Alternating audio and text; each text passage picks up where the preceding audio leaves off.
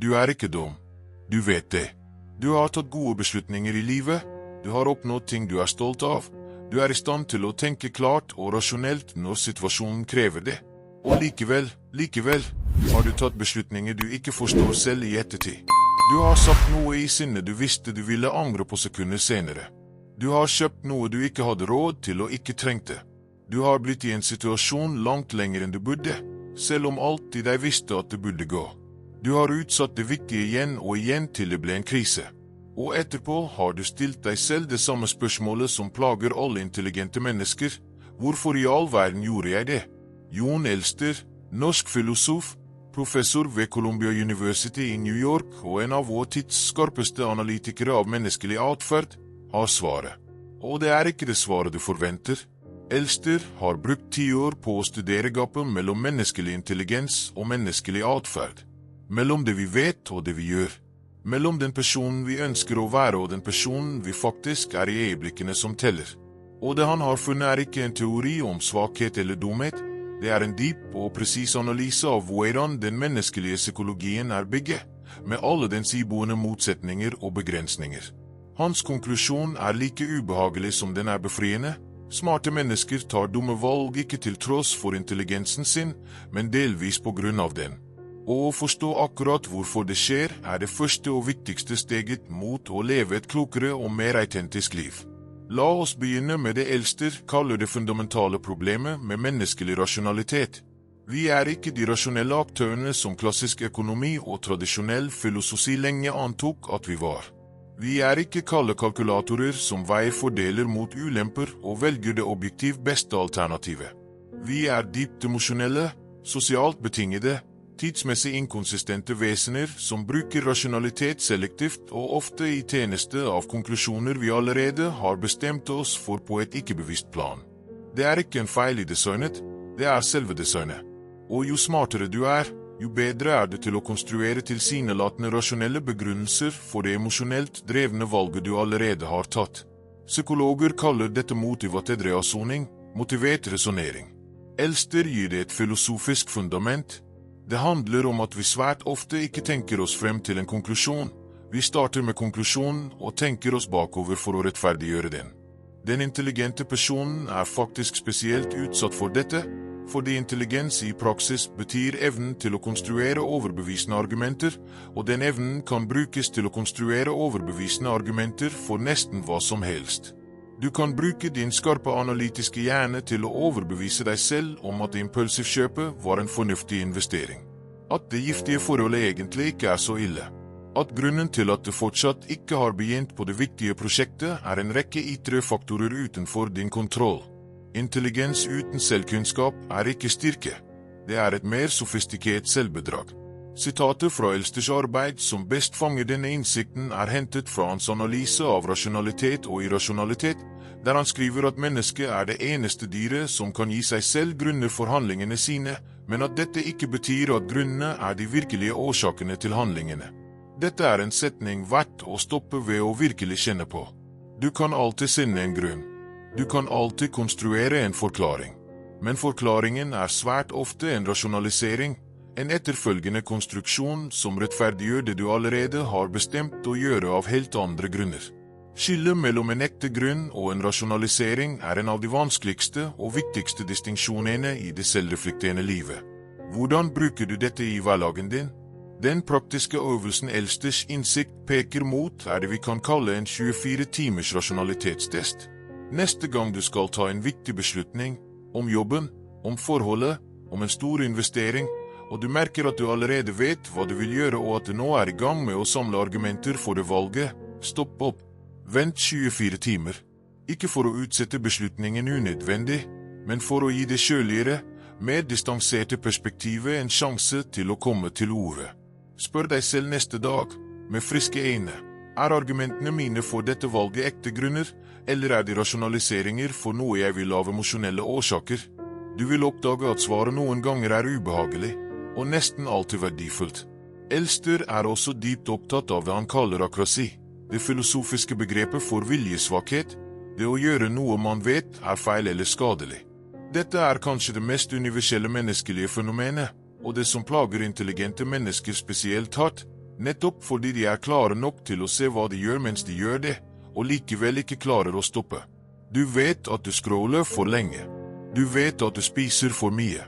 Du vet at du utsetter det viktige. Du vet det, og du gjør det uansett.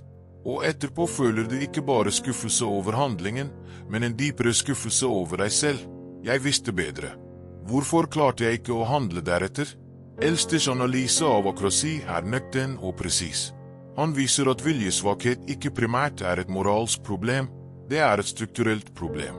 Det oppstår fordi vi har to fundamentalt ulike systemer i oss som opererer på forskjellige tidsskalaer. Det langsiktige, refleksive systemet, det som setter mål, planlegger, vurderer konsekvenser over tid, og det kortsiktige, impulsivsystemet, det som reagerer på umiddelbar stimuli, søker øyeblikkelig tilfredsstillelse og vektes svært høyt i beslutningsøyeblikket. Disse to systemene er ikke alltid i harmoni, og i de øyeblikkene der de er i direkte konflikt, vinner det kortsiktige systemet langt oftere enn vi liker å innrømme, ikke fordi vi er svake, men fordi det er sterkere og raskere i øyeblikkets varme.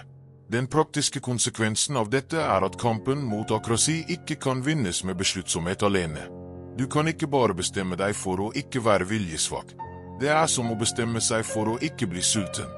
Det langsiktige systemet kan ikke beordre det kortsiktige til å tie.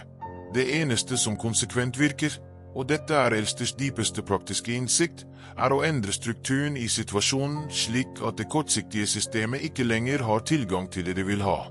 Ikke stol på din fremtidige viljestyrke. Design situasjonen slik at viljestyrke ikke er nødvendig. Legg frukt fremme og skjul sjokoladen. Sett opp automatisk sparing. Legg telefonen i et annet rom om natten. Disse tiltakene virker ikke fordi de gjør deg sterkere. De virker fordi de gjør fristelsen svakere.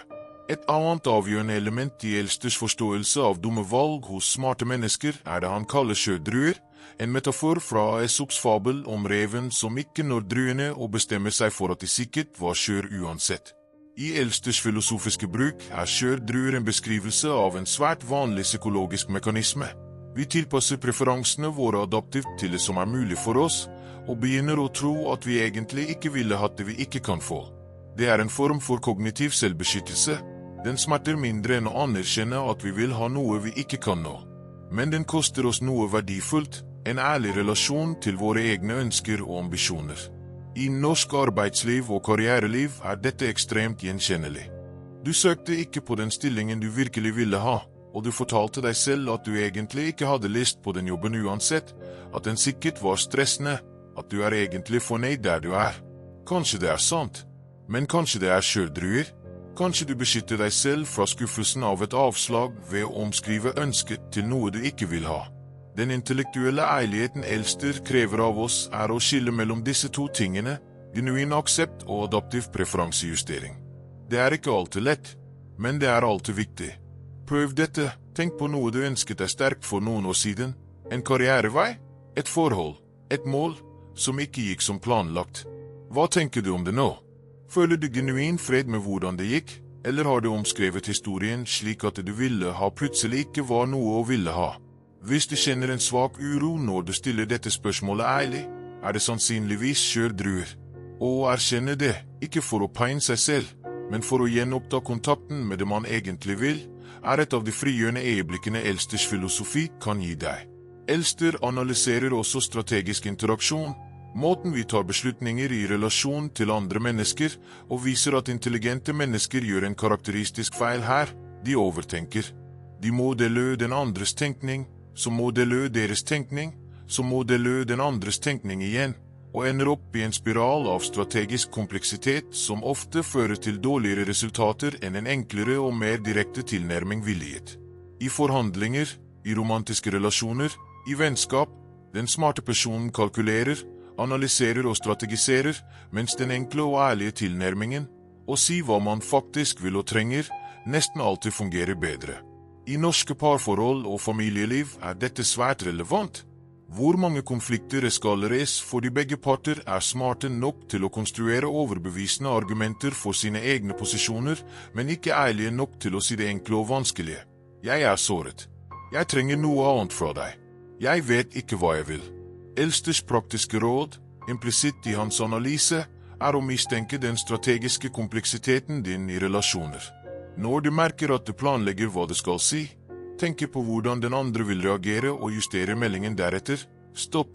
Spør deg selv, hva er det ærlig og direkte? Si det i stedet. Elster skriver også om det han kaller bivirkninger, tilstander som bare kan oppnås indirekte, aldri direkte. Lykke er det klassiske eksempelet. Jo mer direkte du jager lykke som et mål, jo mer unnvikende blir den. Det samme gjelder spontanitet, kreativitet, søvn og tillit. Intelligente mennesker er spesielt utsatt for fellen med å forsøke å oppnå disse tingene direkte, gjennom analyse, planlegging og målretting, og oppdage frustrert at jo hardere de prøver, jo lenger unna kommer målet. Fordi selve anstrengelsen er det som forhindrer det de søker. Den praktiske visdommen her er å fokusere på prosessen og konteksten som gjør at det ønskede oppstår naturlig, fremfor å jage resultatet direkte. Vil du sove bedre? Ikke prøv hardere å sove. Skap de riktige betingelsene for søvn. Vil du ha et dypere og mer autentisk forhold til menneskene rundt deg? Ikke analyse forholdet. Vær til stede i de konkrete øyeblikkene. Vil du finne mer mening i arbeidet ditt? Ikke spør deg selv hvert øyeblikk om dette er meningsfullt. Kast deg inn i oppgaven med full oppmerksomhet og la meningen oppstå av engasjementet. Jon Elster er ikke en filosof som trøster deg. Han er en filosof som utfordrer deg, med en presisjon og intellektuell redelighet som kan føles ubehagelig, men som alltid er i din tjeneste. Han viser deg at du er mer irrasjonell enn du tror, mer emosjonelt styrt enn du liker å innrømme, mer tilbøyelig til selvbedrag enn du ønsker å erkjenne. Men han viser deg dette ikke for å knekke deg. Han viser deg det fordi selvkunnskap er det eneste solide fundamentet for et klokere liv. Du kan ikke forandre det du ikke ser, og Elster hjelper deg å se. Klart, ærlig og med en filosofisk dybde som ingen poppsykologi eller selvhjelpsbok kan matche. Smarte mennesker tar dumme valg ikke fordi de er svake, men fordi de er menneskelige. Og det å forstå sin egen menneskelige natur, med alle dens tilbøyeligheter, illusjoner og begrensninger, er ikke en nedtur. Det er begynnelsen på ekte visdom. Det er det Elster, sittende i sin akademiske verden mellom Oslo og New York, har forsøkt å gi oss gjennom et helt intellektuelt liv. Ta imot gaven.